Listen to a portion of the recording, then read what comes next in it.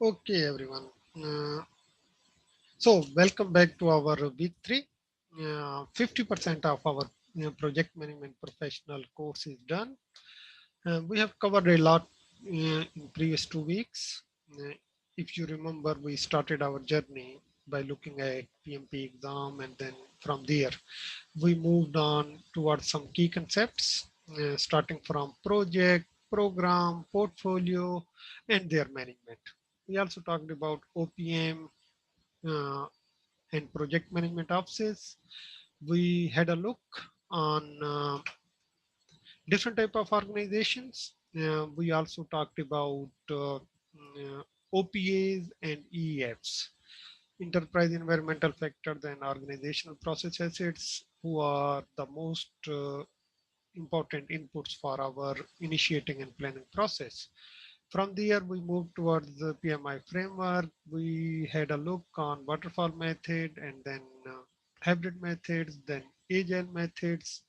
Uh, we discussed waterfall method in much more detail. We had a look on all the 49 processes, starting from initiating our project till closing a project or a phase. From there, we shifted our direction towards the different roles on a project. We talked about the sponsors, project managers, and many other stakeholders. We also talked about each knowledge area, and so far we covered around 3 knowledge areas. Uh, those knowledge areas are integration management, scope management, and schedule management. And last week's last session was on schedule management, where we talked about around 6 different processes regarding schedule or time management, uh, starting from planning for the schedule, and then by following that plan, how to define the activities, how to sequence them, and how to estimate the activity duration. We also had a look how to develop a realistic schedule, and we briefly looked on how to control a schedule by comparing our time, the actual time that is being spent on the project with the schedule baseline. Today, we are going to discuss cost management, but before that, any questions?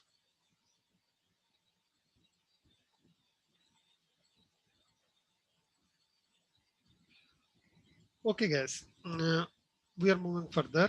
Uh, in this week, we are going to talk about around 5 different knowledge areas, and they are, as you can see, the first one is cost management, whereas after that, we are going to discuss quality management. And then we will discuss resource management, including both project team and physical resources. And then we will do our discussion around communication management and stakeholder engagement. So after this week, we will have our 8 knowledge area covered, and we will have only 2 knowledge areas left. That would be risk management and procurement management, and we will cover those knowledge areas uh, next week, along with one mock exam that you guys will do, and then we will discuss that mock exam in detail. And that will be end of our PMP course. But now let's move towards cost management and see that what activities we do in cost management. So let's start our discussion. When we talk about cost management, it is about developing uh, a plan, a thought process, how to estimate the cost on a project, how to create a budget for our project, how to manage the cost and monitor and control it. In total, there are 4 processes in cost management, starting from plan cost management, estimate cost, determine budget. All these processes are in our planning process group. And then there comes control cost, that is under monitoring and controlling. Now let's have a look on how to plan for the cost management and what activities we do when we are planning for our cost related activities. But before going in depth of planning for the cost, let's talk about few concepts for the sake of clarification or making our base. The first concept talk about life cycle costing. Life cycle costing is when a project manager is estimating the cost, determining the budget for the project. Uh, he or she not only look on the project cost itself, the cost of development of a product or a solution itself, but more than that. That is basically about how much cost it would take to make it operationalize and maintain until a product retires. If you remember, we talked about project life cycle. Each project has its unique life cycle. Different projects, different industries, different life cycles. Okay, and in those life cycles, there are multiple phases through which our project passes through. These phases could be only 2 to 3 phases, but it could be much more than that. This is a project life cycle. However, the project life cycle is normally bigger than that. It starts from the inception or conception, that is basically the idea about the product. Okay, and from there we investigate it well, develop a business case, and based on business case we start our project. And when project is completed after passing through different phases and we have our product ready, then this product go to operations. So there are many different ways that are very common nowadays uh, to send our development work into the operations. One of the way is DevOps. How many of you heard about DevOps? No. No, not for me. Yes, Myra.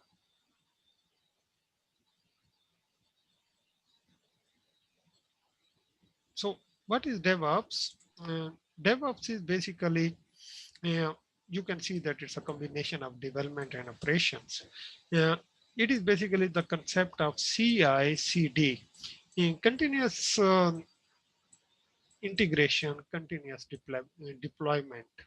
It is talking about as project features, for example, sorry, product features. Suppose this is a product which consists of multiple features, okay, or multiple deliverables or work packages, whatever you name them. Okay, as they keep on creating, keep on verified by doing the testing or evaluation, we keep on putting them into the operations. Uh, do you remember few years back, different websites, when you go there, especially government websites, you might see this message that website is closed for the maintenance purposes. Or maybe you get this type of email that, okay, from 2 a.m. to 4 a.m. on Sunday night, website will be not working and it will be offline for maintenance purposes. Anybody remember? Yeah, same as they've done with the COVID app as well. Yes. But have you seen Amazon website or eBay website? They never went off. In fact, if you have seen that their websites are continuously updating. Their new and new releases are coming, new and new versions are coming. In fact, the changes in the websites, especially the Amazon portal, that is in fact the biggest portal in the world at the moment, for many different reasons. Uh, the changes in the website itself are in seconds, not even in minutes or hours or days. Each second their website is updating. That is basically how they do is. with the help of this technique called DevOps, continuous integration, continuous deployment, and you even don't feel it. Uh, they use a technique of red, blue, green. Okay, so these are different versions. Red is when website is not ready. Okay, blue is when it goes into the transition in DevOps. Okay, from development to operations. What they do is they keep their previous version as a backup. Okay, and they run their blue version as it is ready from development to operations. And if they see their blue version is not working or there is any issue in the blue release, they quickly go back to green, their last stable version. And this thing is happening in seconds. We even don't realize that this thing is happening. So life cycle costing uh, is about when project manager is estimating the cost for the project, he should have like a system level view, a high level view where he or she shouldn't be thinking only about the development cost, but also the transition cost and the operation and maintenance cost as well. Any question about this?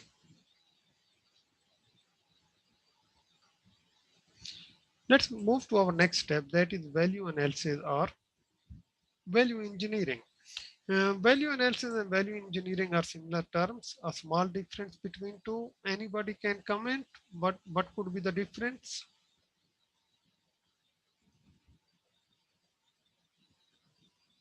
Perhaps that engineering is actually changing the way that you do something Yeah. versus buying something cheaper. Yes. I fully agree, Tanya. Anybody else? Especially in the mechanical or manufacturing, this thing is used. But in fact, this is used everywhere. Not only in mechanical manufacturing or construction industry. In the concept, as Tanya said, that do the same thing, produce the same deliverables, same features, but at less cost. Not only at less cost, maybe within less time. Okay, so mm, this concept is called value engineering. The difference between value engineering and value analysis is value engineering is used when you are doing development work, meaning projects, when you are developing your product. While value analysis is ongoing thing, even you can do it while you are doing your operations. And the concept is again the same, provide the same feature, same deliverable, but with the uh, lower cost. But important thing is it shouldn't impact on the performance of the project of the product. No impact on the functional uh, and feature end of a product, and also shouldn't be no impact on the NFRs, non-functional requirements such as performance, speed, throughput, robustness, durability, so on, so forth. Now, anybody do value engineering or value analysis in their projects?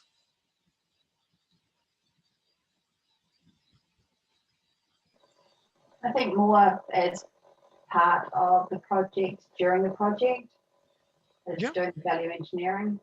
yeah, yeah, I agree. During the project, we do value engineering, whereas value analysis is done throughout. Throughout mean even your product is in development or in the operations.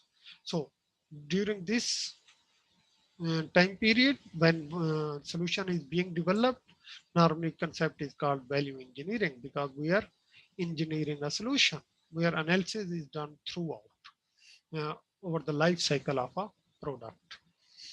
Any example about value analysis or engineering?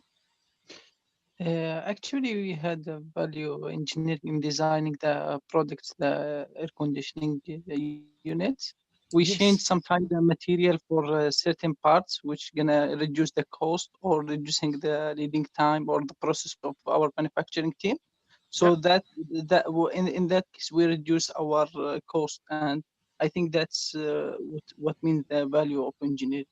Yeah, that's called value engineering. When you change the material, uh, in such a way that cost is reduced, but still performance is same.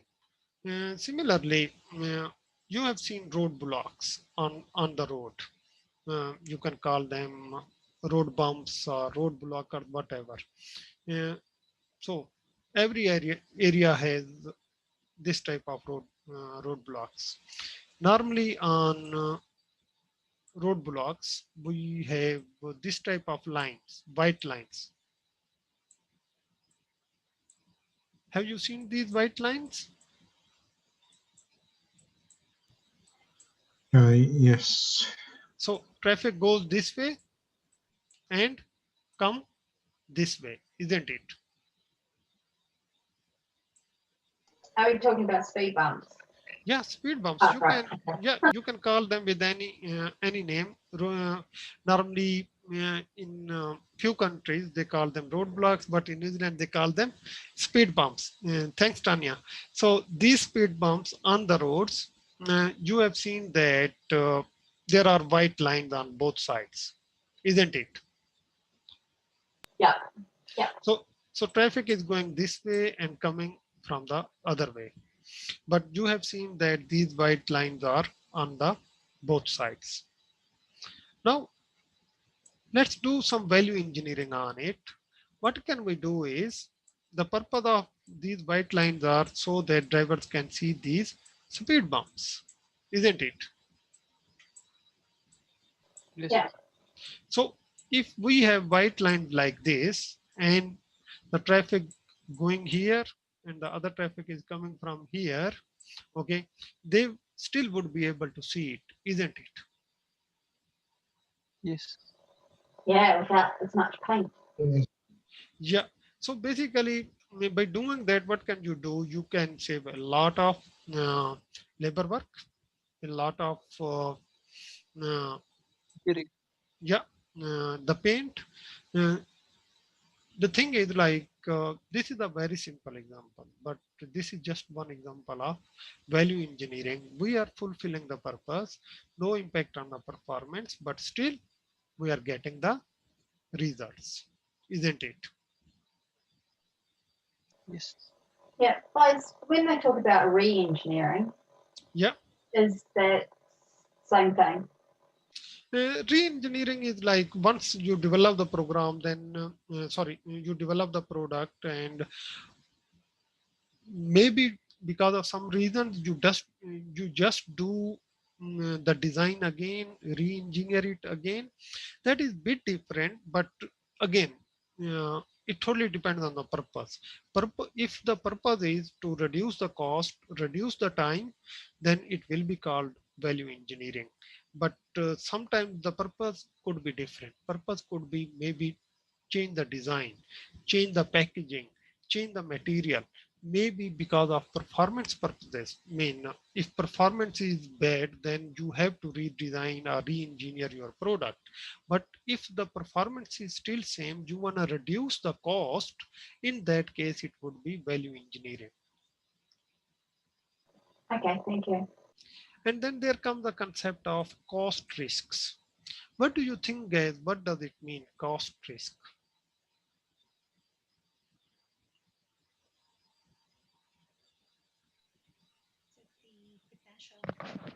Is it the potential cost for any identified risk? Yeah, so thanks, Mara. Actually, there are two terms. One is called risks costs.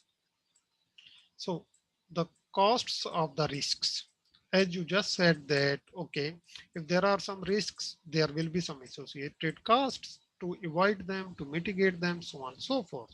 But here the concept is little bit different, or in fact, it is other way around. This is related to costs, the risks related to costs. In fact, when we identify our risks and we will study about risk management, you will see that we talk about different risks, and also we categorize them into different uh, sources. I mean, from where these risks are originated or sourced from. Okay, so different type of risks are there. There could be scheduling risks, there could be scoping risks, there could be risks related to the uh, communications, related to the procurement, related to the resources, so on and so forth. Similarly, there could be few risks that would be around costs. And these risks could be because of like when we do our procurement activities or purchasing activities. Okay, so cost risks are different from risk costs. Did I make some sense? Yep. Yeah. Yep.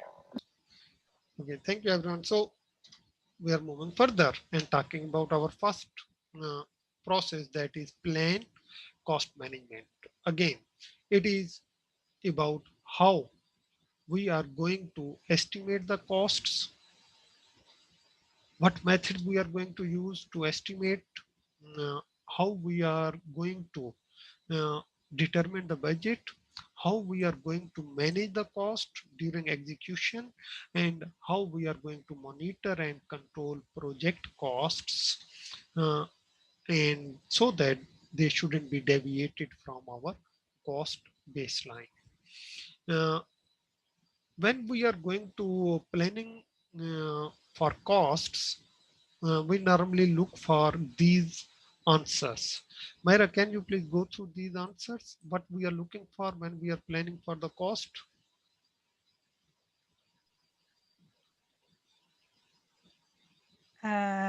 Sorry, you want me to read Yes, first? please. Okay. Identifies how you're going to plan, manage, and monitor and control project cost, including resources. Answer these questions. How will I go about planning costs for the project? Yeah. How will I effectively manage the project to the cost baseline, control cost, and manage cost variances? In fact, we are going to discuss baseline, controlling costs, manage cost variances, so on and so forth, uh, in much more depth. But when we think about these questions and try to find their answers, we are able to develop our cost management plan, that is a subsidiary plan of our project management plan. Uh, while we are planning for cost management, we use project charter as an input because our high level budget comes from our project charter. Similarly, high level assumptions and constraints related to costs come from our project charter.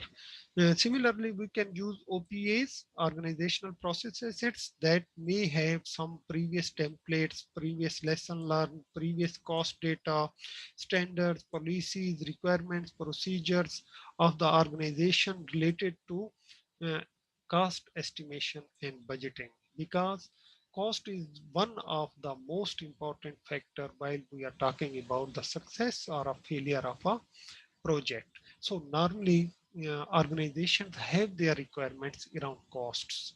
They have their standard policies and uh, also defined methods for estimating and budgeting.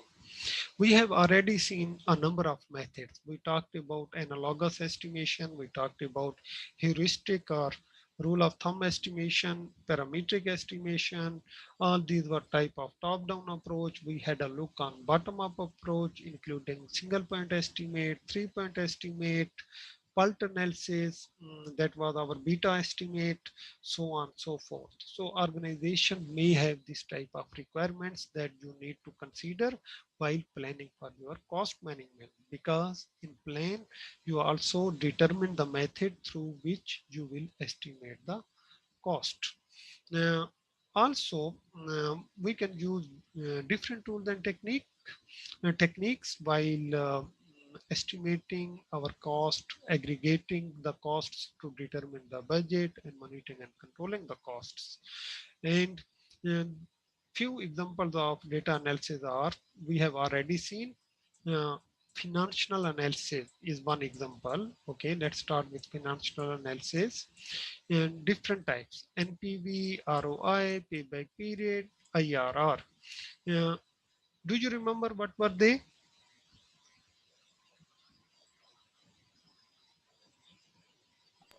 Yes, somehow. Yes. So you just need to go through these concepts and you will understand fully because you have already have a initial understanding of them. You know about ROI, that is nothing but your earning minus cost over cost. Your earnings, okay, revenue, whatever you call it, earning minus cost over cost. That is your ROI. NPV, we did one example of NPV and we used a formula to calculate NPV over the period of 3 years. Payback period is nothing but how quickly you will get your investment back. Lower the payback period, better the project. Internal rate of return is nothing but your interest rate, your bank interest rate. Output of cost management plan, as you can expect. Uh, sorry, I need to explain again. I'm repeating again. The process name was plan cost management. This is the process name. Okay. And output is cost management plan. Sometimes we call this cost management plan as a budget management plan or just budget plan. And it may include many different uh, components, and it totally depends on the nature of a project, uh, on the requirements of the organization, how thoroughly you plan for your costs and budget. These items, Pedro, can you read for me what could be included in a cost management plan? Um, this may include specifications on stating estimates. Yeah, so it is Le- basically basis of estimates, mean how we are going to estimate and what methods we are going to use for estimation, so on and so forth. Next. Levels of accuracy. Yeah, it talks about that the estimate we will make around cost, how accurate it would be. Would it be like plus minus 10% or maybe plus minus 25%? In fact, what happens is like cost estimates are always in ranges. Okay. And then Approved estimating techniques. it's very important to have approved estimating techniques because you have seen that if we are going for bottom up approach where we are going to use 3-point estimate, it is no doubt more accurate. Okay. But it is time consuming too. So it totally depends how much accurate cost estimates are required by the organization or the nature of the project. Then,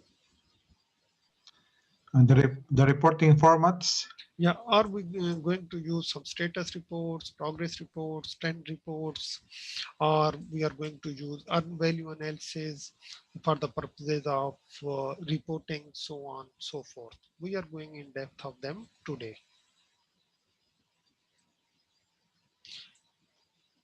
Yeah, then there are rules for measuring the costs, how we are going to measure the cost, if there will be cost variance, how we will act upon it, so on, so forth. We also talked about indirect and direct costs.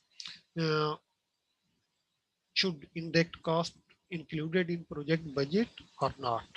Or only direct cost should be included in project budget?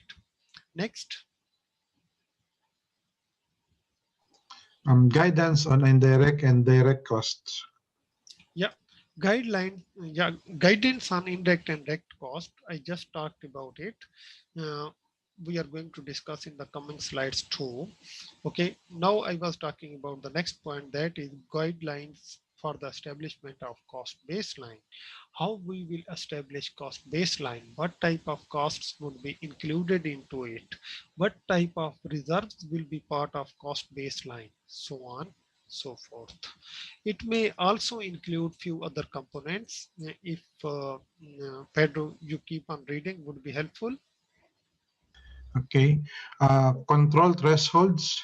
Control threshold talks about that, okay, how much costs if there is like some activities, some work packages, they are over budgeted. What would be the threshold? If any cost increase more than $1,000, we will go through a proper change control procedure. If cost is, for example, less than $1,000, project manager has this authority to spend it. So this is called control threshold. And then The cost change control procedures. yeah, so if cost goes beyond control thresholds, then if goes through change control procedures, who will be the people involved in change control procedure, and what would be the way? And once decision would be made related to cost change, which stakeholders needs to be communicated, need to be informed. Then information on control accounts and monitoring spending. So if you remember work breakdown structure, we talked about control accounts, isn't it? Yes. Anybody else remember? Yeah. Okay, yeah. So control accounts were nothing but where we basically, we put some multiple work packages under one control account. Again, take the example of a house, and you can put control account on top of work packages that are related to some exterior timber work. For example, one work package around deck, another around gate, another work package around fence, another around shade. So you can combine together and put it under control account. Maybe you are going to pay it to the same contractor.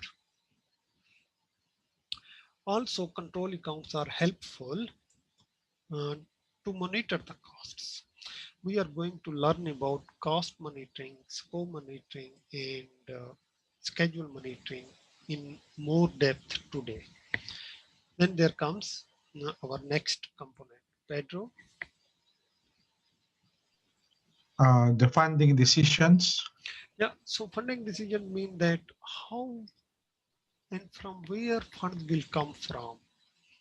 Okay, uh, we are going to talk about funding decision in more detail in the coming slides, but normally, uh, can you please tell me how, from where fund come from your projects, Tanya? Some were as a board decision. Yeah, board decision, but okay, board made a decision, but from where money comes from? Often they were a functional account if it was within a function. Otherwise, it was a capital investment from the investors. Yeah, so it could be your equity, okay, uh, if your organization has already equity, but it could be from the capital, as you just said. I mean, normally we call this term as a self-funded. So either capital money is being spent, that is called self-funded, or you can use your equity. And the third type is the funding may come from borrowing from the bank, or we can say we get it from our debts, okay, because we are expecting a good outcome from the year. Next is methods for documenting cost. How we are going to document the cost, especially the cost expenditure and cost monitoring and control. Uh, and next point, Pedro. Guidelines for dealing with potential fluctuations in resource cost and exchange rates. So this concept basically range from your minimum pays that are ever changing. Previously, like they were $16, now they are already almost 18.75 in New Zealand, and the rates of the resources are always changing. Either they are physical resources or human resources. There could be annual pay rise, there could be contract is changed. And similarly, if you are getting your goods from overseas, then exchange rates impact a lot. So all those things uh, are mentioned in cost management plan. Similarly, when we do a lot of different purchasing, procurement, and taking care of contracting services, so on and so forth, then we should have well-defined roles and responsibilities in our teams for cost-related activities, including expenditures. Any question?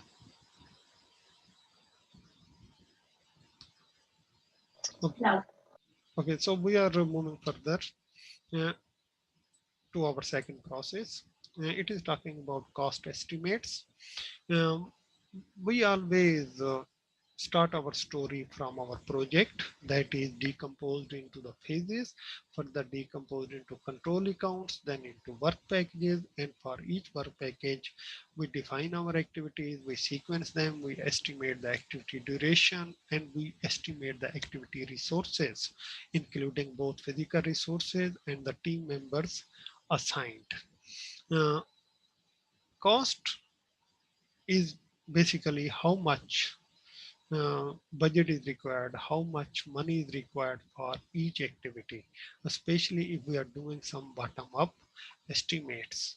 And when we are doing our estimates, we always think about different types of costs.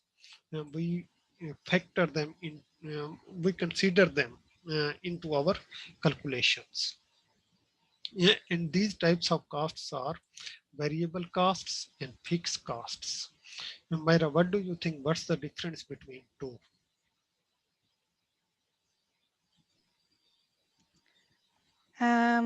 So variable cost will be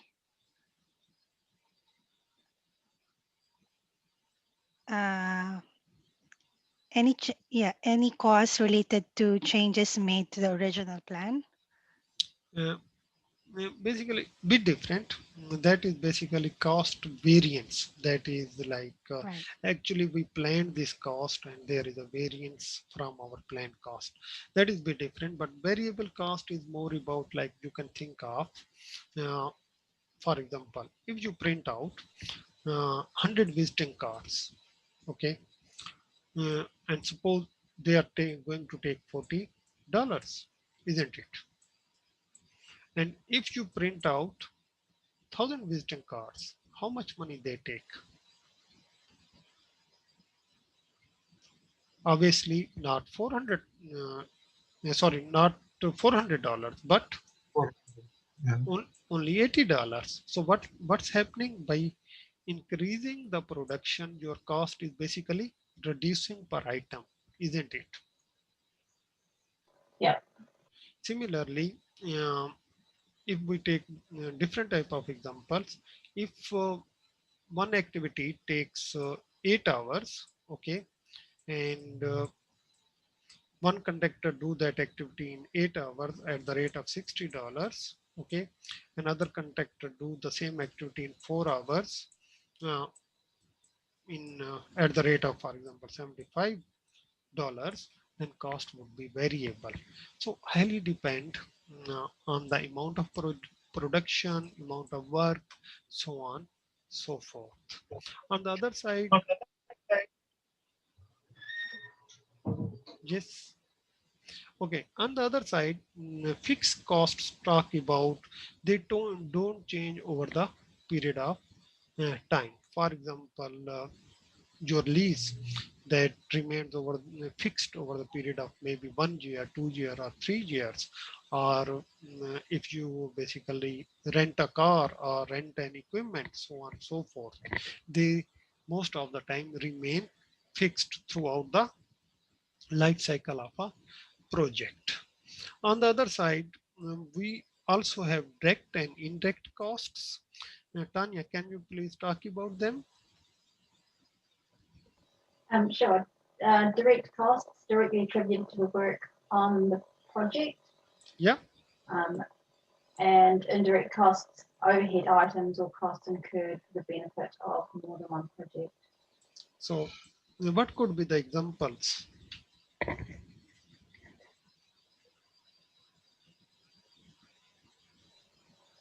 So indirect costs could be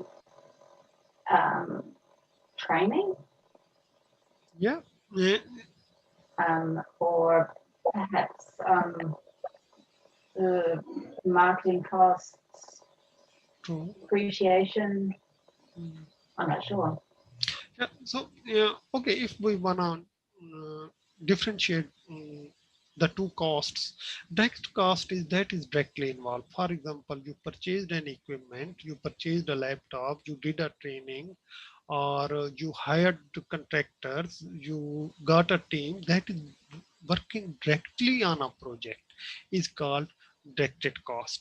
On the other side, indirect costs examples are, for example, your air conditioners in your office, your infrastructure, your rent, where in fact there are 10 teams working on 10 different projects. So mean those costs are basically shared among the projects.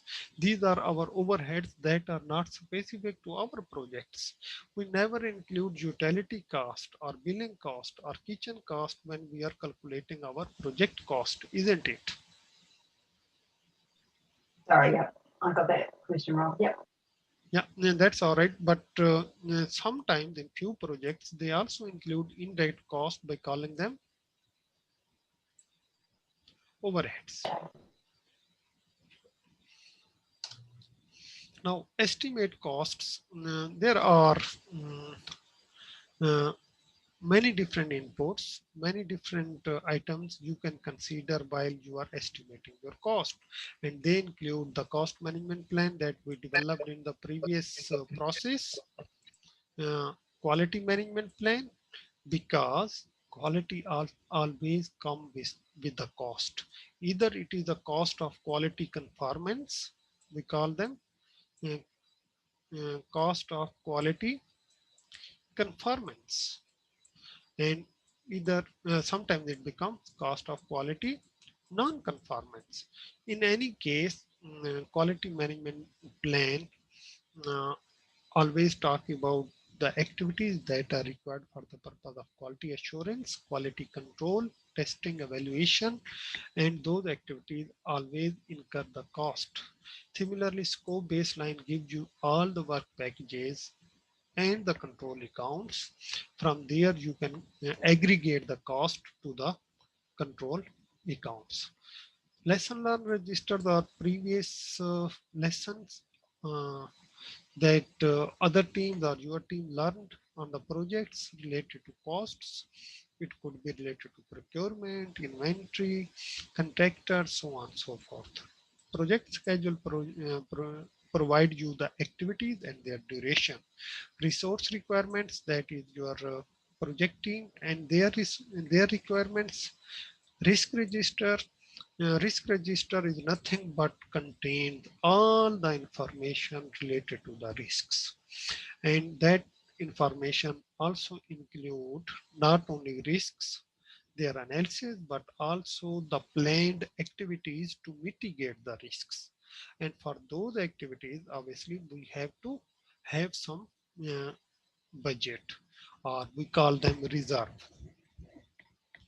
And then policies and records related to estimating templates, process, procedure, lesson learned, and historical information, or in other words, our organizational process assets. Similarly, enterprise environmental factor, that is our company culture and existing systems, they are one of the important input, and project management cost. In fact, when we develop our work breakdown structure, sometimes what people do, uh, they divide the project into two type of work. One is called project work and other is called project management work. And then further they divide into different phases, into different work packages, because project management work has its own cost related to planning, related to scheduling, estimating, risk analysis, and as you remember that there are two type of teams on big projects, on giant projects. One project team to do project work and project management team to do project management work. Estimation techniques, I'm not going in depth of any of them, but if you have a question, please ask me.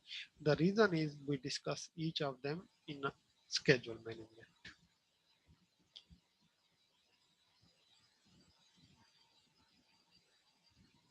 No question? Okay, so let's move further. By using all these estimation techniques, as we estimate the duration of each activity, okay, and then aggregated it for work packages, we do the same thing for our costs.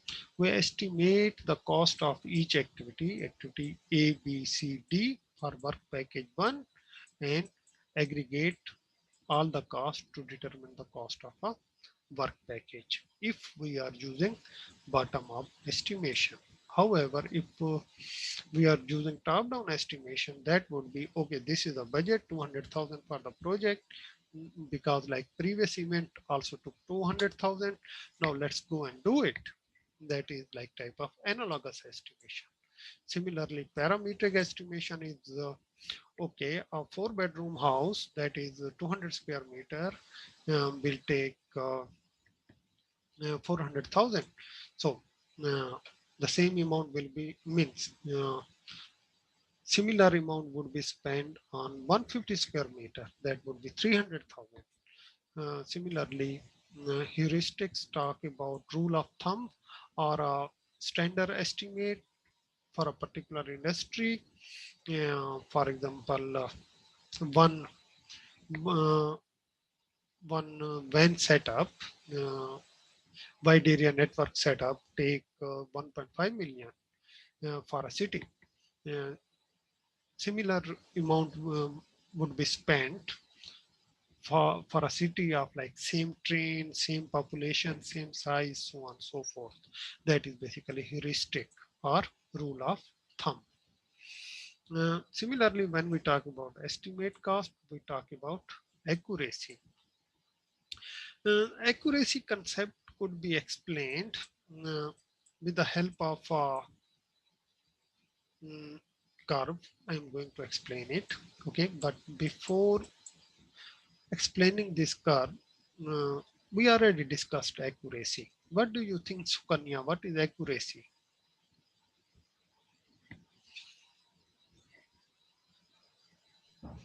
I think accuracy means perfect, Yeah. like Yeah. the fixed price, fixed cost. Mhm. So it will be more accurate if we say, okay, this project will take 1 million and at the end it takes 1 million. We can say that it's 100% accurate estimate, isn't it? Yes, sir. Anybody else want to comment on cost accuracy?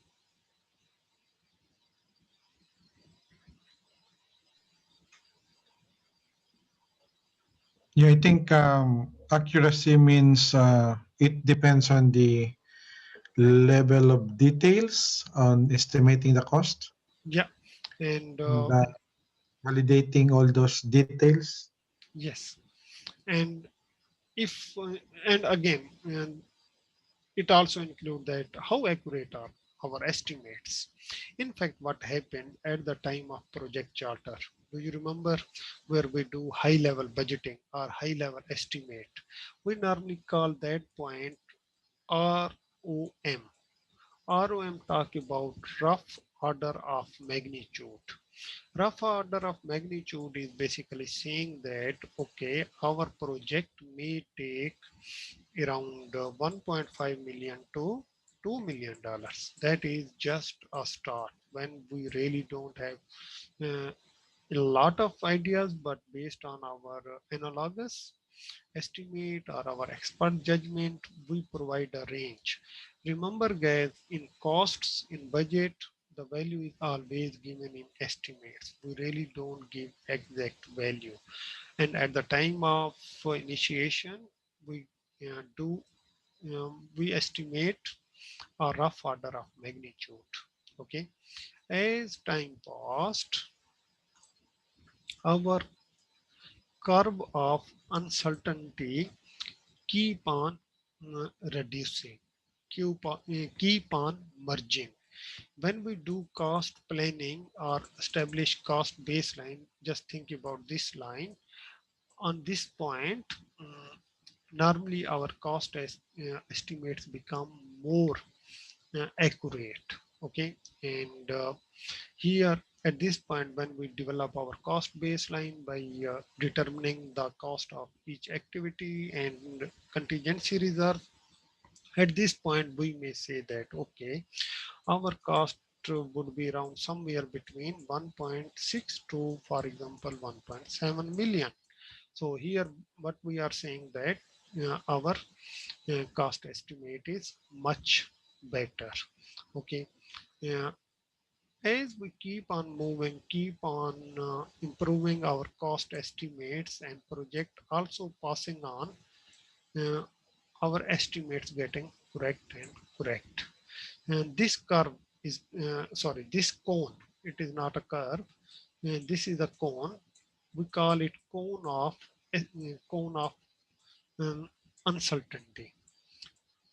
Okay, initially estimates are very uncertain. With the passage of time, they improve, and at the end, they become almost plus minus, you can say 5 to 10%.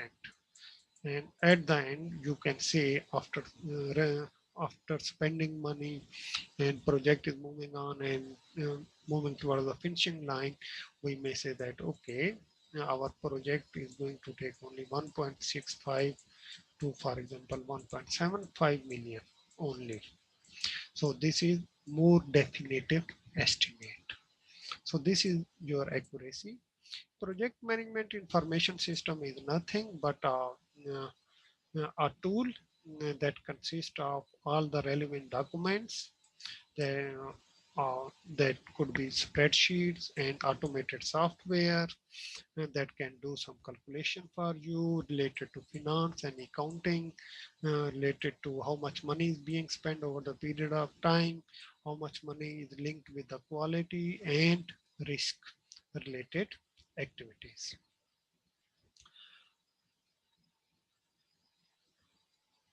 When we estimate the cost, we also determine the cost rate of our resources. See guys, our team may have permanent employees into it. Their pays again are direct costs. I'm not sure that your project work include this type of direct cost or not. You can shed a light on it. And so if you are permanent employee of your organization, what do you think? Your cost is added into project budget or not?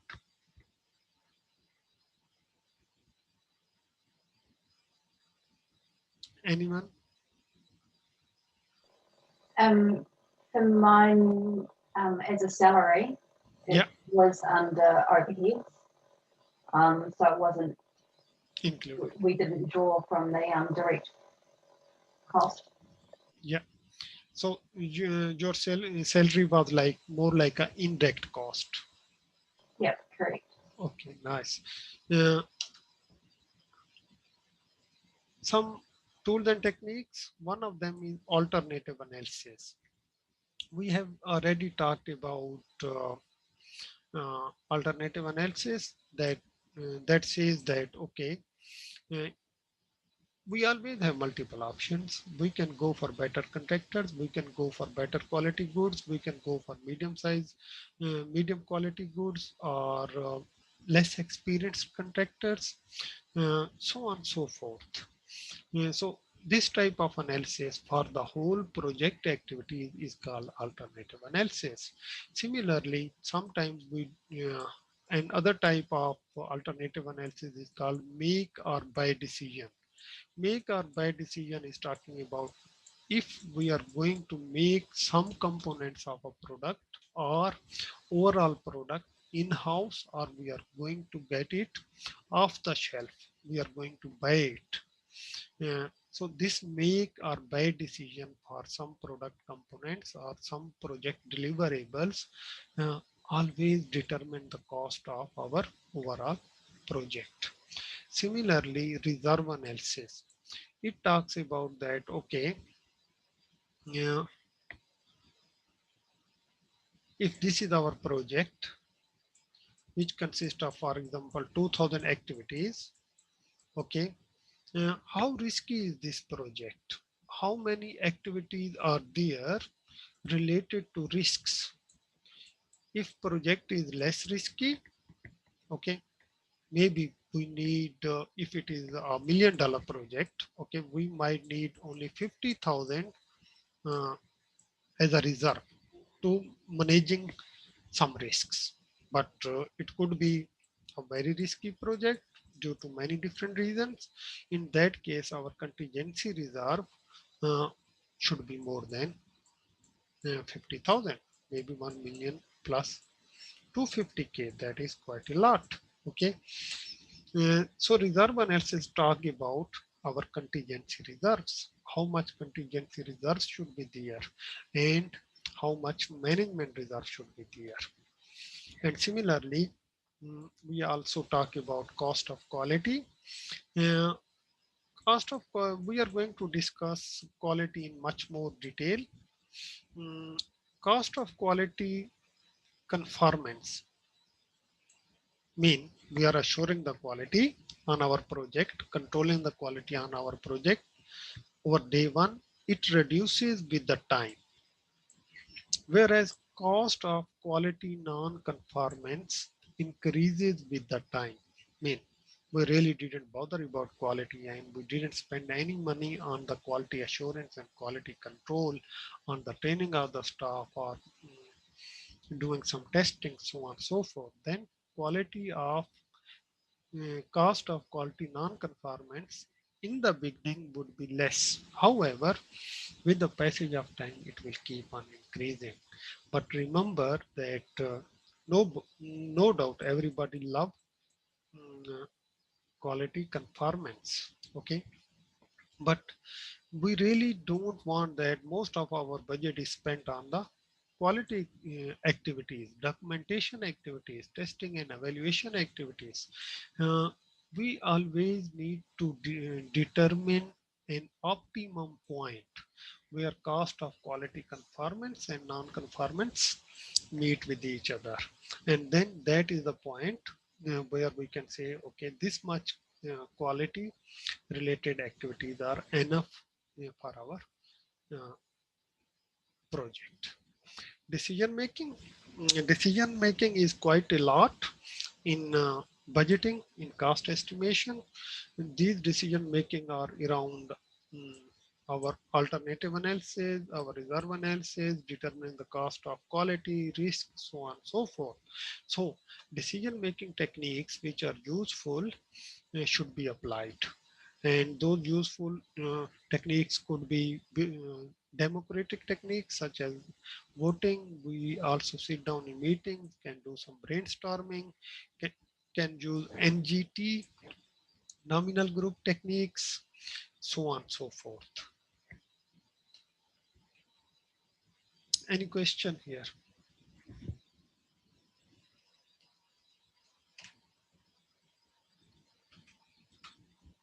Now we are moving further. We just talk about the ranges, accuracy ranges. Okay, standard ranges are given here.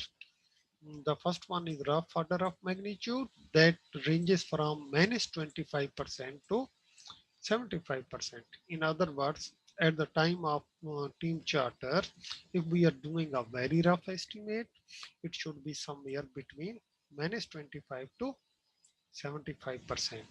If you go to previous slide, I'm talking about this point, -25 to +75. Mean if it is $1 million project, your figure should be 750K to 1.75K, a very rough order. And then at the time of cost baseline or budgeting, okay, our range should be, excuse me, our range should be narrowed down to -10 to 25%. And With the passage of time, as we will keep on improving our estimates, we will keep on refining our estimate, our cost, our estimate should be more and more definitive. And normally it is either plus minus 10% or minus 5 to plus 10%.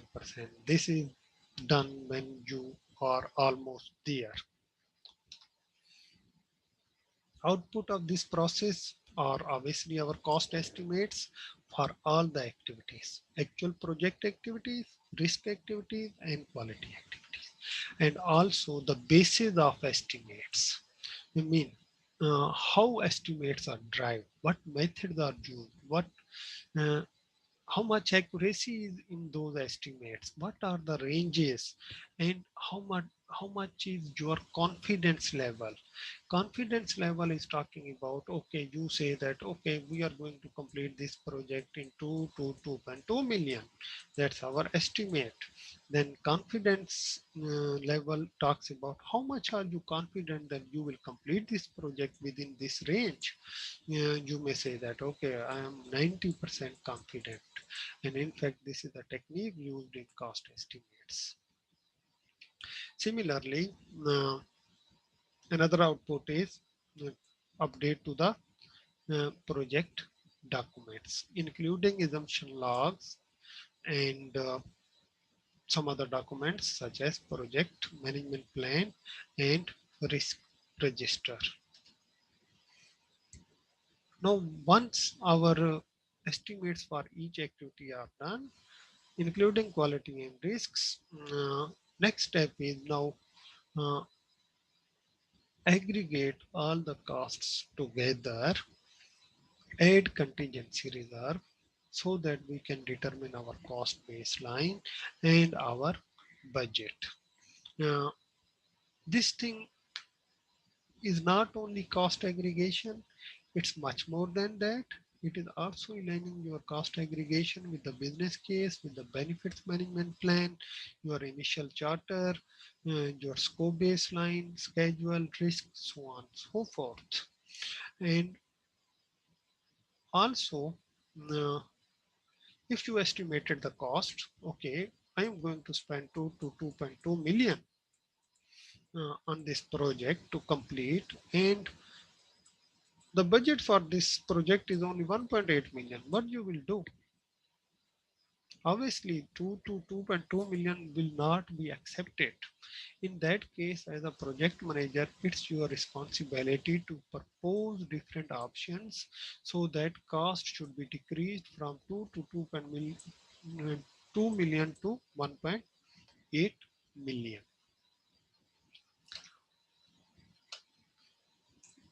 Determine budget, that is our third process, and we are discussing. Normally take feedback, take inputs from these different uh, documents. The first one is the initial plan, cost management plan, scope baseline, project schedule, risk register, OPAs, cost estimates. That is our process 2 of costs. Basis of estimates and agreements. Agreements is basically just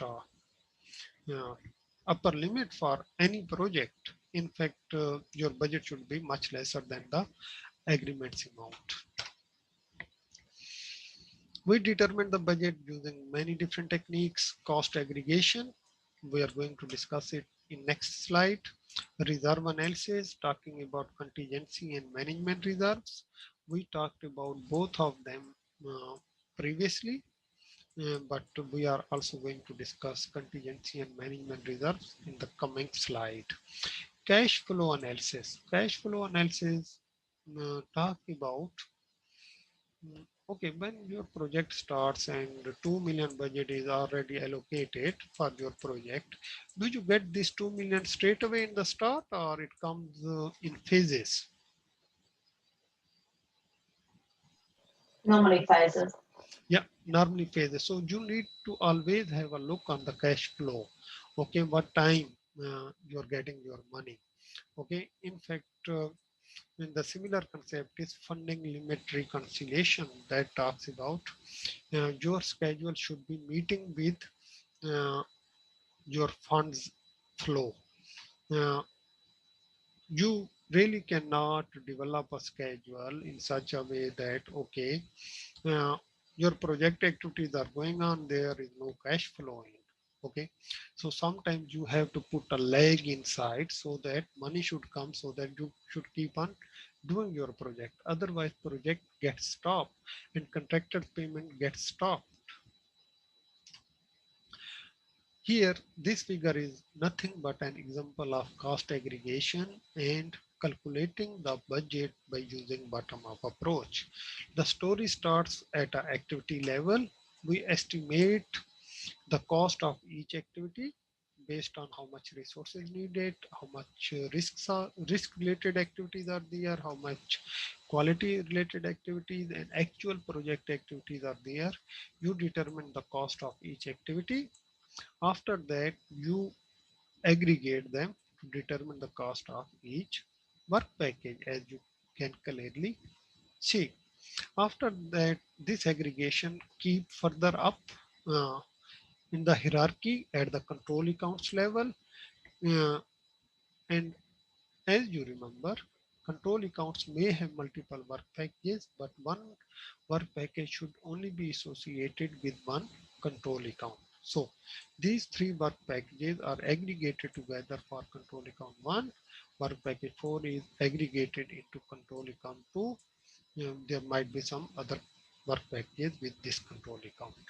Now, once your aggregate is done at control account level, then you can gather all that control accounts aggregates to determine your project estimate. This project estimate is nothing but your cost estimates. Okay, still our cost baseline is not established. What was cost baseline? Do anybody remember?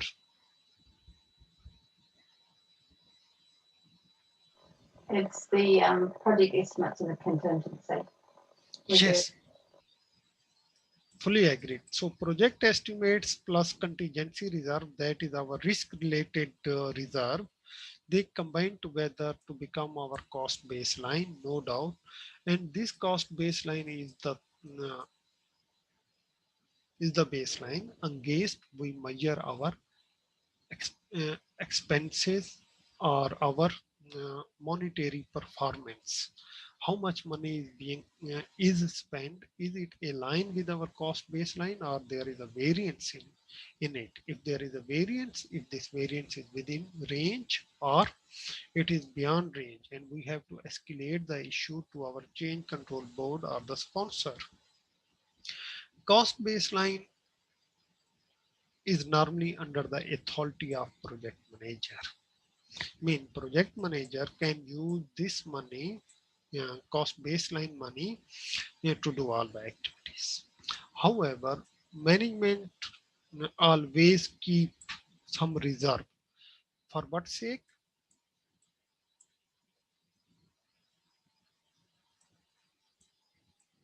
We normally call them unknown risks. Okay, for risks we have a contingency reserve, but there could be some risks that are called unknown unknowns, the risks we can't even identify and analyze. Okay, so for those, always management always keep this reserve. Okay, uh, this is not under the control of project manager. Project sponsor can allocate this money, but once it is allocated to a project, then that part of management reserve that is allocated to project become the part of cost baseline. Cost baseline plus management reserve, they make our cost budget. Any questions?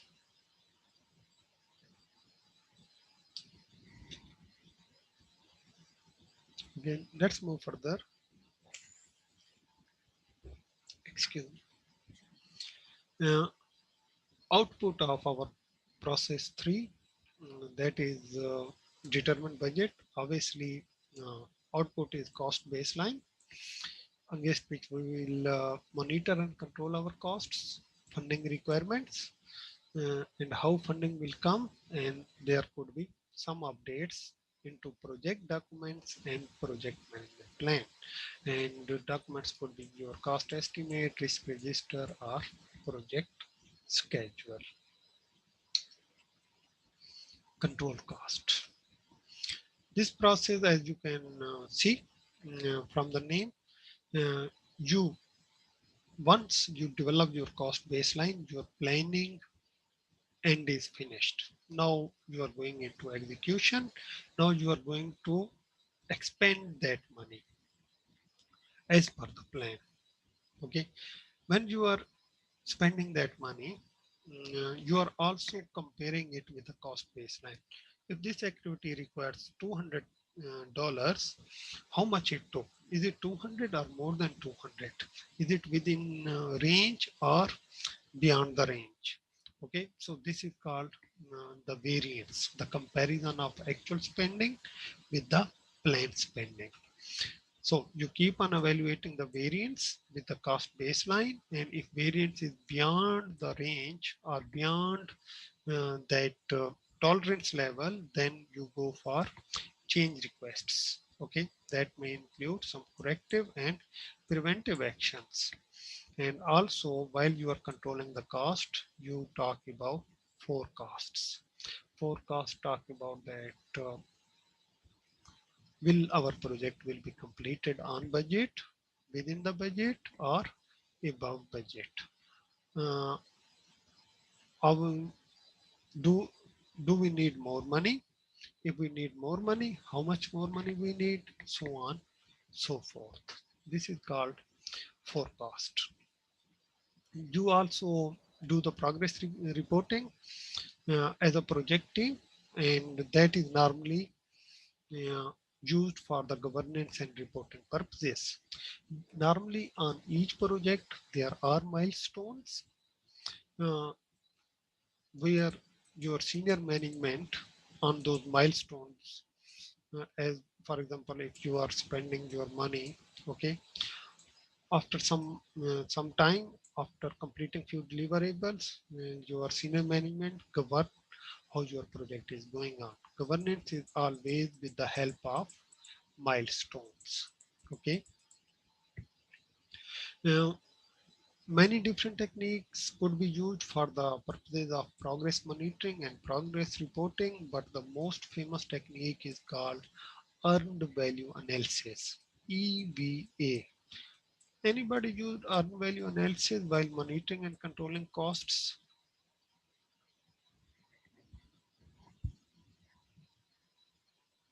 No, not in mine. Anyone else? Not for us too. So once you will start doing project management for big projects, earned value analysis is one of the most popular and common technique to monitor the progress. But this technique is mostly used in waterfall uh, approach. For agile approach, techniques are bit different.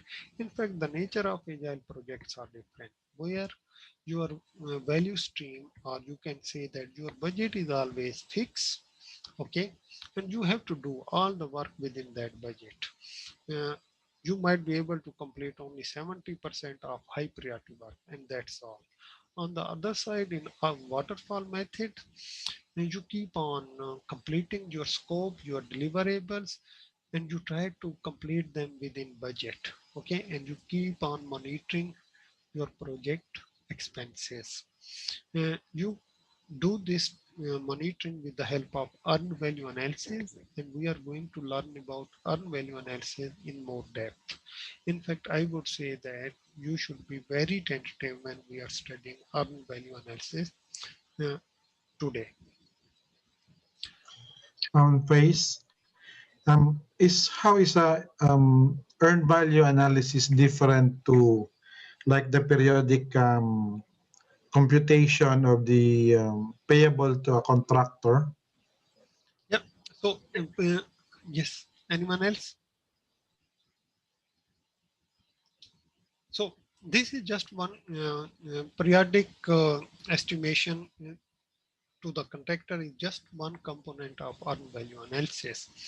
What is earned value analysis? It is basically talking about not only your cost but schedule and scope as well. In fact, your whole performance that is integrated.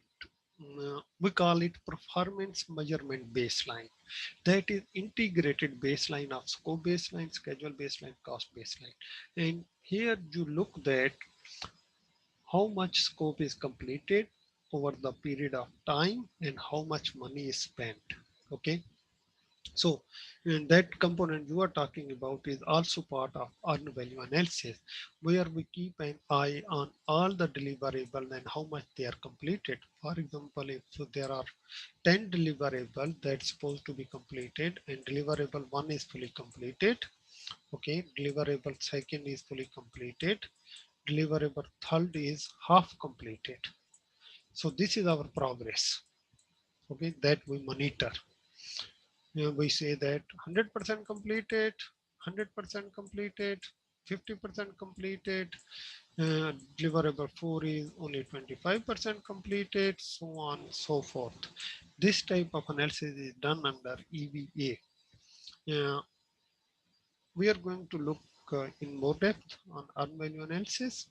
Now, on the same time, we can also do some reserve analysis. What is reserve analysis? It is nothing but looking or keeping an eye on the reserve. I hope everybody agreed with me that, okay, our project risks, they mitigate, they finish over the period of time. Few of the risks, they are finished without spending our reserve. Few of the risks will be eliminated by spending our reserve money. Few of the risks will be eliminated by spending not only the associated reserve money, but more than that. So this type of analysis tells us that, okay, how much risks are left and how much reserve is left. Do we need more money or is there extra money that needs to be returned to our sponsor, so on, so forth. Any question here? I've got a question, just sorry to go backwards a little bit, just around the adding the management reserve into the cost baseline. Yes. So do you end up reporting that as an overspend against the cost baseline? Yes. So if you are using management reserve, you are using the money that is not in your control as a project manager. You are using the reserve that is under the authority of management. No doubt it becomes the part of cost baseline after the approval from management. Okay, because the overall aim for all the team members and senior management is to complete the project. But again, that will be over budgeted. Okay, thank you. Now let's talk about earned value management. In fact, in previous slide, I call it earned value analysis. Here I am calling it earned value management. Earned value management, earned value analysis, or earned value management system. All these are alternative terms. So don't confuse, or sometimes it is called earned value technique. Okay. And that basically look on the earned value. Okay. So this is earned value. Whatever name comes, you should understand what we are talking about. The purpose of earned value analysis is to compare the project performance with our performance measurement baseline, so that we can identify potential deviations from the performance measurement baseline in terms of scope, schedule, and cost. Now it's time to go to our whiteboard and discuss earned value management in more detail.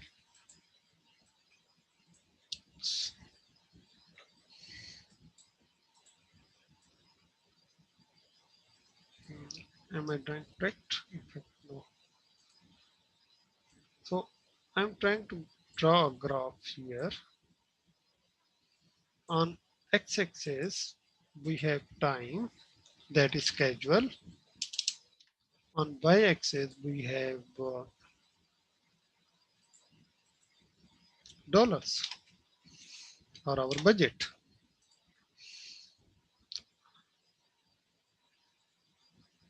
Now, let's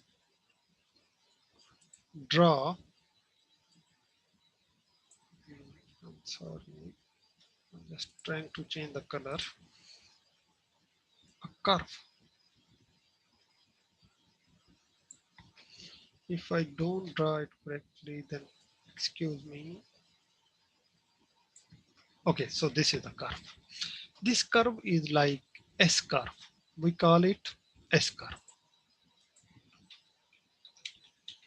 S curve talk about our planned expenditure on our project. Initially, uh, the first work on any waterfall project is planning.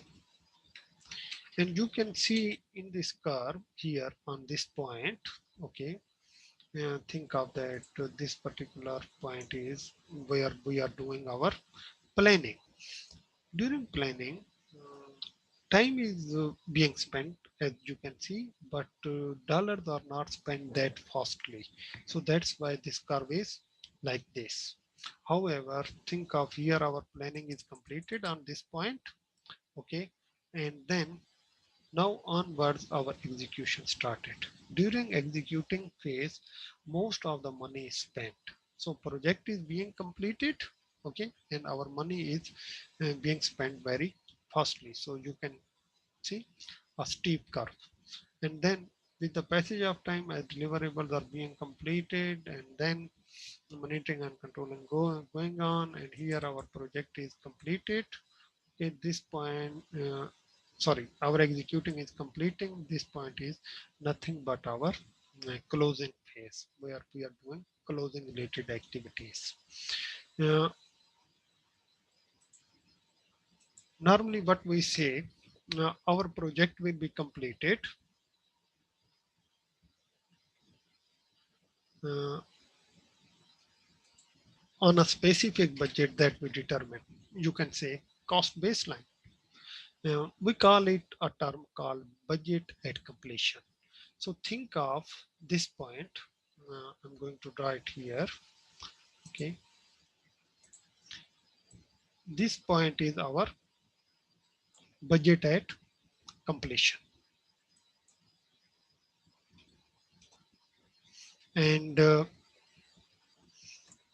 this include your cost baseline, including both cost estimates and contingency reserves.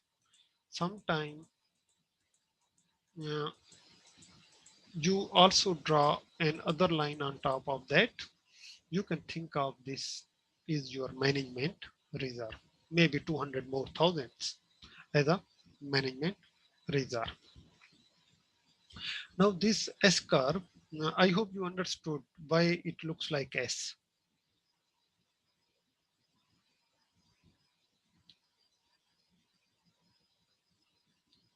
Anyone? Did you understand why it looks like S?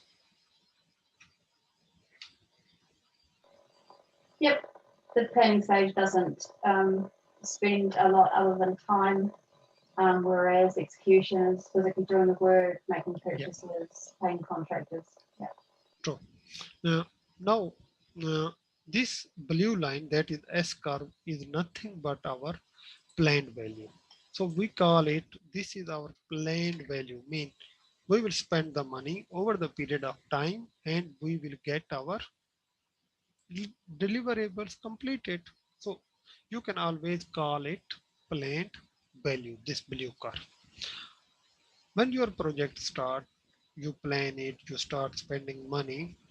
It's not compulsory that whatever you planned, you earned. maybe your earning is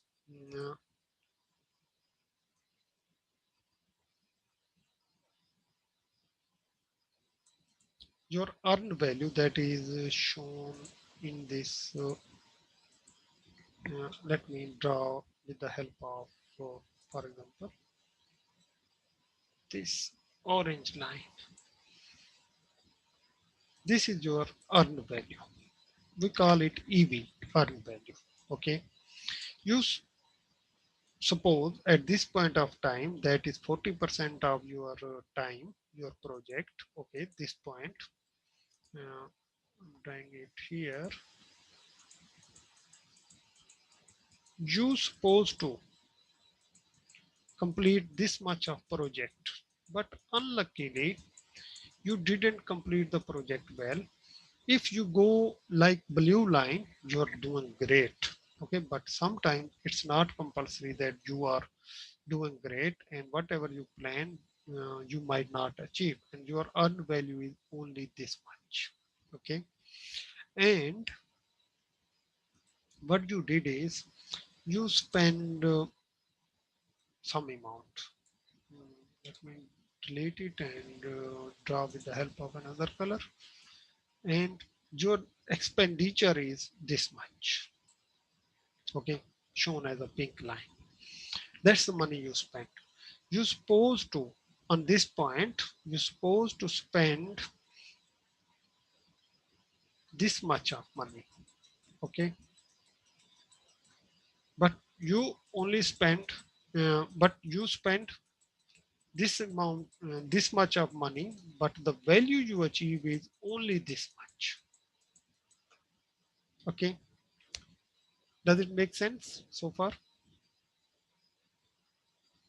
Whatever I explained. Yes. Yes. Yeah. So I'm going to call it actual cost. Actual cost. Let me write EV in a better color so that we can clearly understand. So this is our earned value or EV. Now the difference between right here, this is the difference. Okay, earned value and actual cost. This is your cost performance. You spend this much, you earn this much. That's your cost performance. And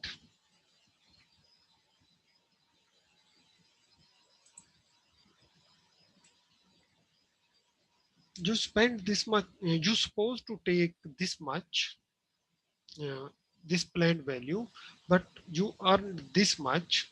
This is called your schedule performance. Now let's write some formulas.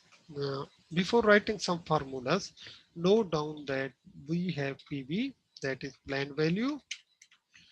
And remember, these values are always calculated in dollars. Okay. Uh, Planned value could be something like that. Okay, it was planned initially that, okay, 60% of the work would be done by spending around $1 million. Okay. Mm, sorry, let me delete it and explain it in a better way. 60% of the work will be done uh, after this amount of time, and our budget is, here I'm writing budget, our budget is $1 million. So what will be the planned value? 60% into 1 million, that is $600,000. That was expected. Okay, this value is $600,000. Okay, that we were expecting. Okay, and the D, for example. But what happen is you earn value, that is EV, that is only 30% of $1 million. Mean what you got? So let me write it 30%. That is 0.3 in fact. That is nothing but 300,000 New Zealand dollars. Again, I'm putting some dummy values in on real projects. Normally EV matches with PV. Otherwise, if this type of progress is there, performance is there, project and project manager would be already gone. And how much is the actual cost? This point. You can say actual cost is 400 New Zealand dollars. The point I wanna elaborate here is all those EV, PV, and AC, they all are mentioned in dollars. Okay. Now, as a project manager, it's your responsibility. You always calculate schedule variance. You always calculate cost variance. Can you tell me that how much would be the schedule variance in our case? 200. Yeah, fantastic. So EV minus PV, that would be 400 minus 600 is equal to minus 200, and we are performing very bad. Okay, schedule variance should be positive, but we got negative, mean we are not doing well. Similarly, what would be our cost variance?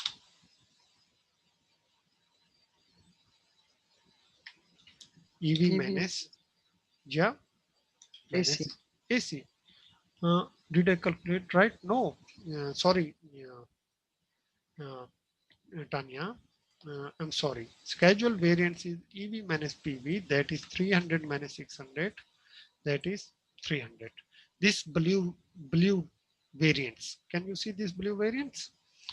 That is basically 300 minus 600, that is minus 300. But in any case, our schedule variance is too much. In next case, our EV is again 300 and our actual expenditure is 400. And how much is our cost variance? 200. 200. Tanya, did I make sense?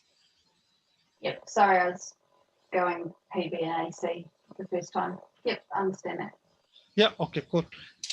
Yeah, as we calculated our schedule variance and cost variance, we can also calculate our cost performance index and schedule performance index. Let's calculate our schedule performance index first. And the formula is same values EV and PV, but instead of difference or variance, we take the ratio. That is equal to 300 divided by 600, that is equal to 0.5. If our performance index is less than 1, we are behind schedule. We need to be worried about it. If our schedule performance is at 1, we are on schedule. And if our performance index is more than 1, then we are ahead of schedule. Same applies to CPI, same formula, EV over PV. And if we do the calculation, it would be 300 divided by 400 is equal to 0.75, comparatively better, but still we are over budgeted. We spent more, we earned less. So these are called performance indexes. We really want our cost performance index at 1 or more than 1. If it will be at 1, we are on budget. If we are more than 1, then we are under budget. With this situation, when you go to your sponsors, then normally they go for decisions. But in case if they really want to complete their project, what they really want to know is that how much more money is required, or in other words, uh, I'm writing a term here called EAC, estimate at completion. Uh, how much more money, how much total money is required to complete a project. This term EAC, uh, this could be calculated, estimated completion, could be completed by using many different formulas. One of the formula I'm writing here, that is BAC over CPI. In other words, 1 million divided by 0.75. Can anybody calculate for me?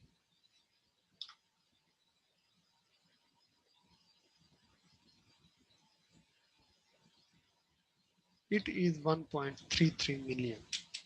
So instead of 1 million, we have to spend 1.33 million. This is called estimate at completion. Does this formula make some sense? Yes. Yep. I was going to go back to the CV calculation. Yeah, CPI, sorry. CV, should that be 100? CV, yeah, oh yeah. Yeah, so I did a wrong minus. So this is 100, yes, but it looks like I can't change it. This is 100. I fully agree. Yeah. 300 minus 400 is 100. Yeah. Now, guys, we calculated estimated completion, that is 1.33 million. But what we assumed one thing. We assume that as we are as we are performing previously, we will keep on performing the same, isn't it? This formula is talking about this concept, isn't it? Yeah. Yep. Our performance will remain the same. However, in case we say that actually what happened is whatever estimate we made, it was totally flaw. It was a wrong estimate. Now we need to do a separate estimate. Mean we have to estimate it again. In that case, when we are going to estimate separately, the formula is different. Formula is EV, the number of deliverables completed and earned value, plus bottom up estimate for rest of the work. Just take the example. Okay, our EV is how much? I think 300. Okay, and how much EV? Sorry, how much we already spent?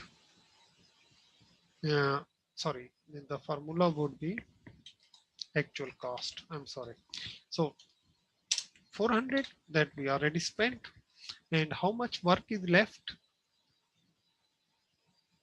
700, isn't it? 700 or 600? The work left. Okay, so we completed only 300 amount of work, and we have to complete around 1 million of work. Completion work is EV, earned value.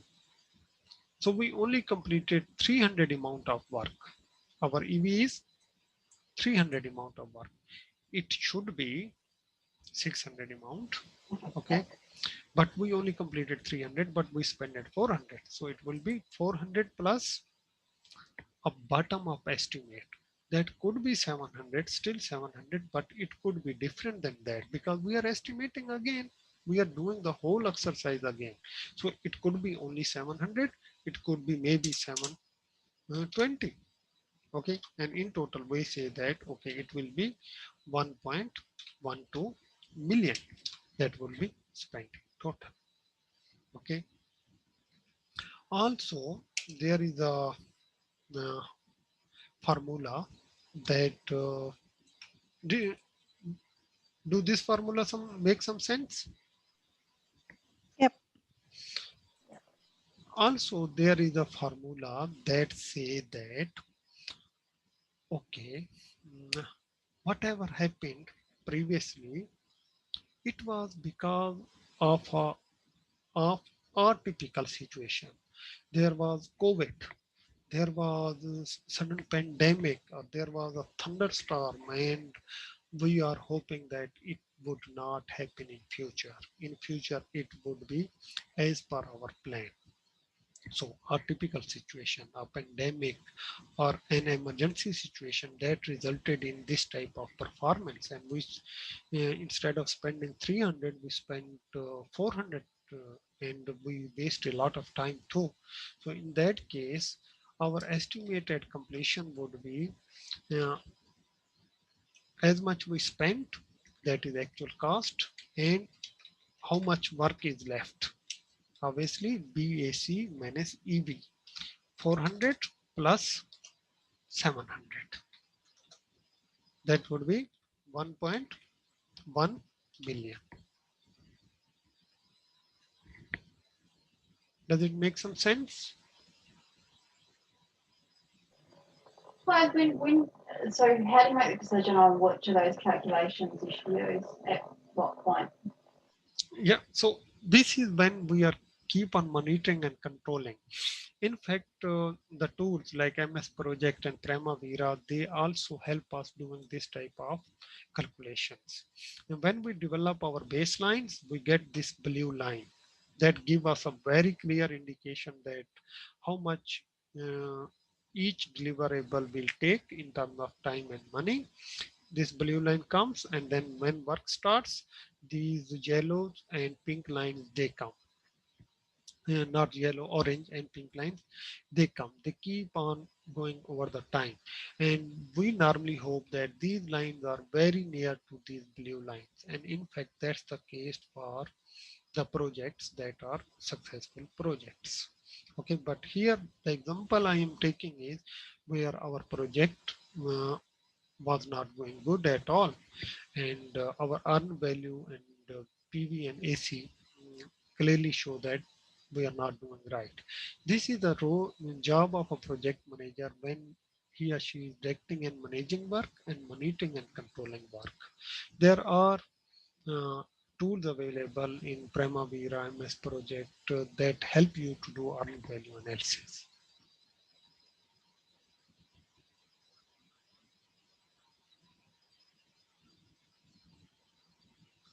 Any other question, Tanya? Yeah, no, that's good. Thank you. So let's come back to slides. Now all these terms are uh, very familiar to us, isn't it? PV, EV, AC, budgeted completion, estimated completion, then ETC. ETC is nothing but the difference between EAC and EV. That is the difference between two numbers. Think of on our whiteboard, let me tell you, on our whiteboard, you can say this is EAC, okay, and this is our earned value, or this is EAC, this is our earned value, or this is EAC and this is our earned value. Their difference is called estimate to complete. How much more money is needed?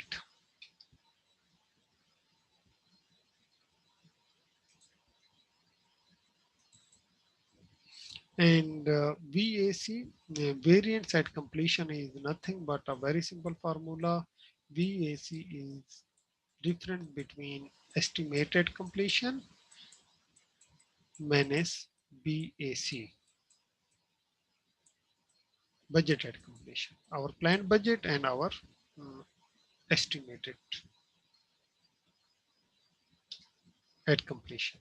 We have already read about CV, that is cost variance, EV minus AC, schedule variance EV minus PV, CPI EV over AC, SPI EV over PV.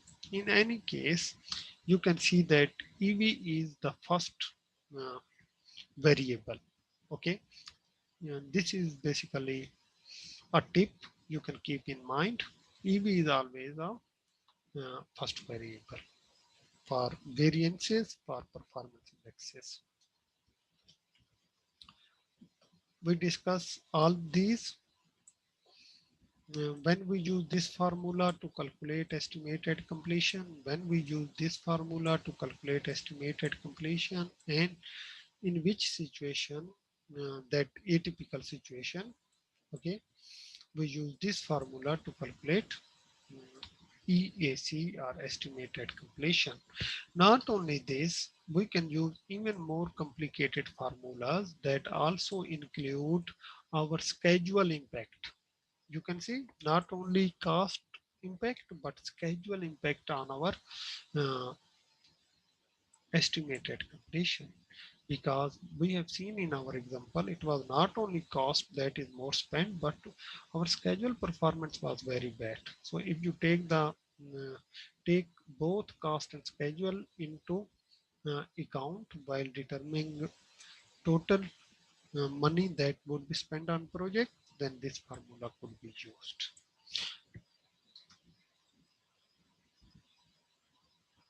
There is another formula, and that is TCPI.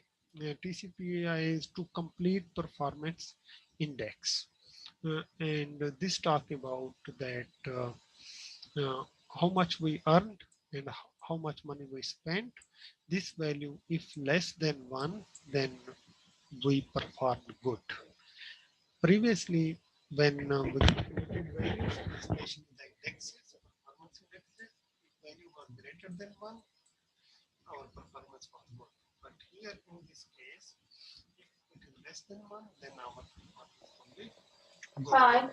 Yes. Sorry, can't quite hear you.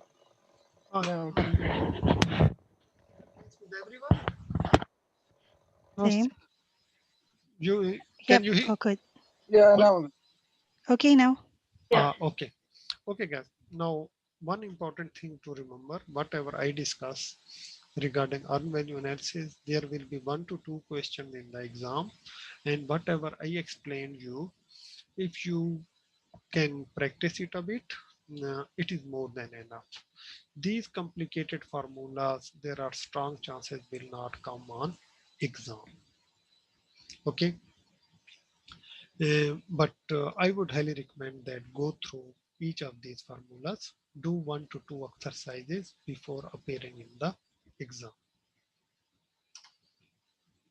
Same concept is explained in this chart, that is shows that, okay, this is PV, okay, that is as of today, and this is the work left that need to be completed. This is the cost that is spent as of today, and this is the more money that is required.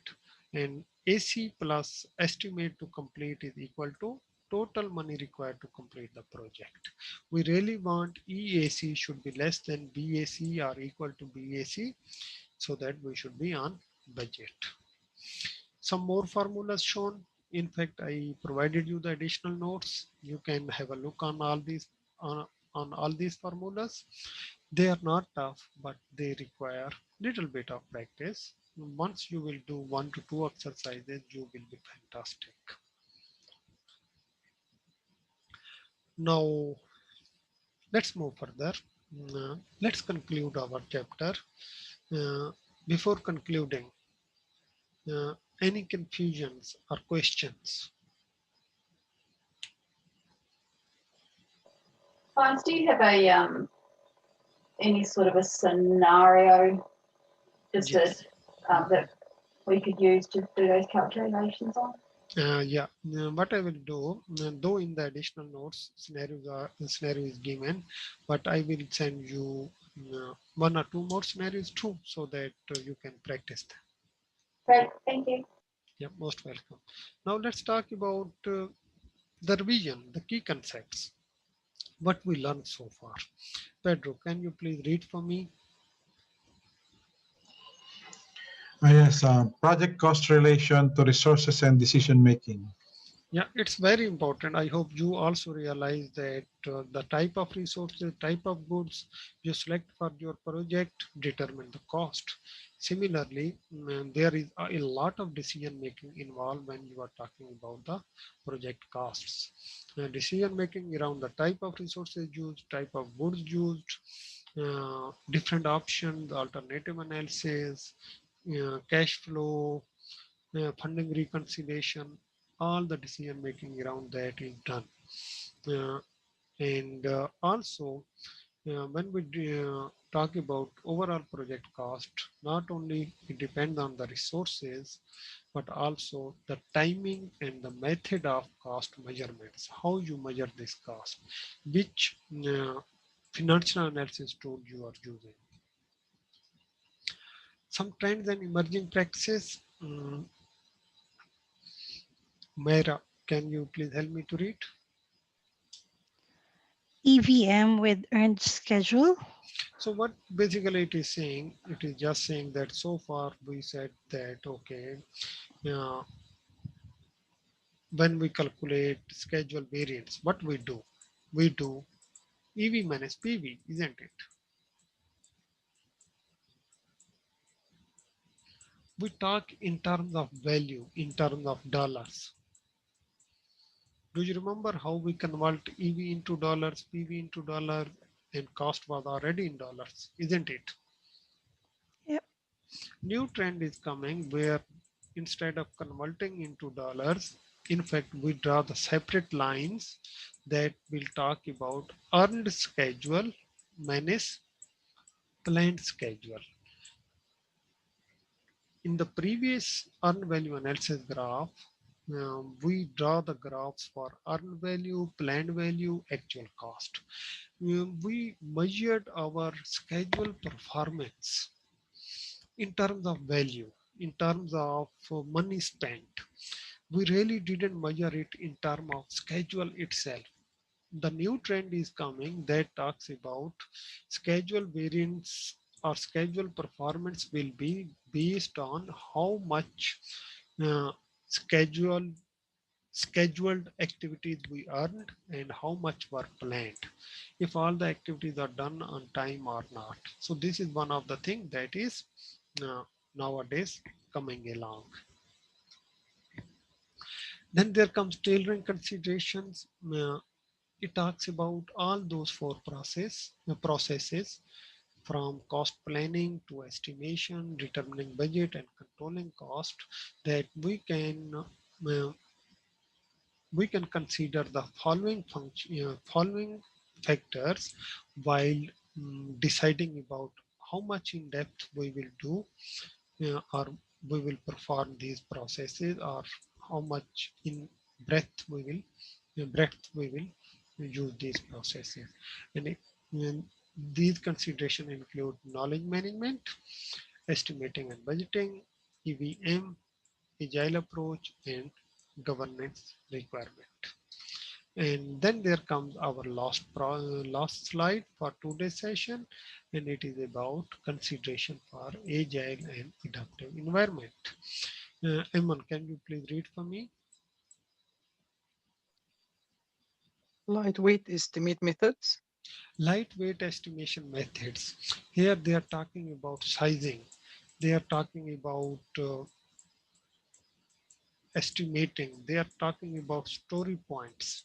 These are all agile concepts that we cannot discuss here because it will be a very long discussion, but these methods are comparatively lightweight.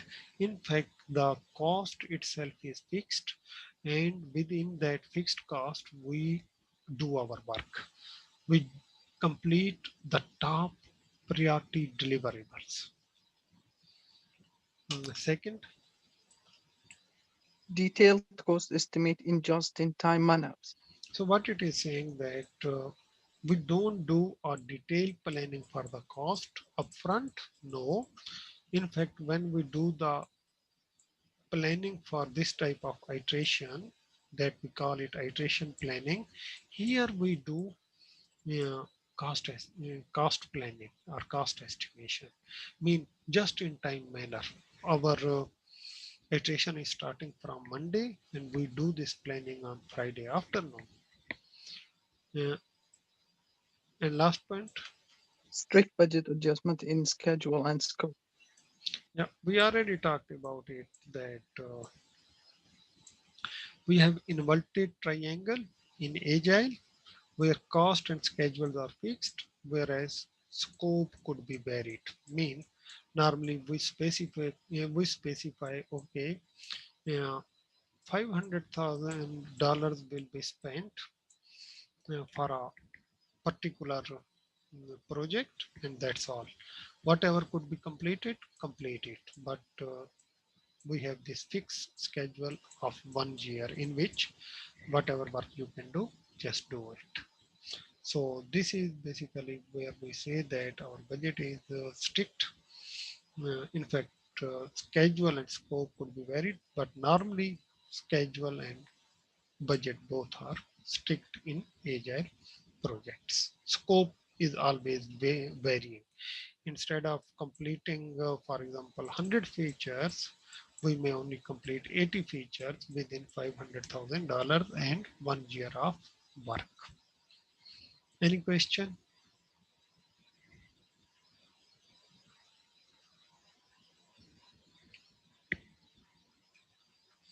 Okay, guys. So that was the end of the session. I hope you liked it. But in case if you have any feedback, just let me know. Oh, good. Thank you, Faiz. You're most welcome. And yeah, Great. okay. Thank you, everyone, and have a good night. Good night. Thank you. Good night. Good night, everyone. Thank you. Bye. Bye. Faiz, thank you very much. Thank you.